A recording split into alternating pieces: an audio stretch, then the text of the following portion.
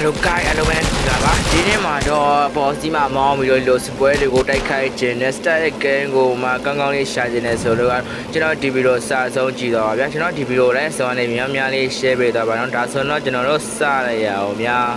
game နာမည်ကတော့ Battlefront era ဖြစ် online ဘီနော့ style game တွေပါဒီ game မှာတော့တင်ကအသင်းရဲ့ရန်သူတွေကိုတိုက်ခိုက်ခြင်းဝဖြစ်ပြီးတော့တယောက်နဲ့တယောက်စစ်တိုက်ရမယ့် game မျိုးစားပဲဖြစ်ပါတယ်တင်ကတယောက်နဲ့တယောက်တိုက်ခိုက်မှဖြစ်ပြီးတော့တင်ကဘလော့တော့တနက်ပြကျွမ်းကျင်တာတော့တင်ကဘလော့တော့ရဲရင်တာတော့ဆိုတာဒီမှာပဲလာပြဖြစ်ပြီးတော့တင်ကဒီလိုမျိုးဟိုင်မောင်းရတာပြီးတင်မောင်းတက်ရင်လိုမျိုးပျက်စီးသွားမှာပဲဖြစ်ပါတယ်ဗျာဒီလိုပေါ်စီကပြန်ပြီးတော့မောင်းလို့ရမယ်တိုက်ခိုက်ရမယ်ဂိမ်းကောင်းလေးဂိမ်းသားဖြစ်ပါတယ်ဗျာ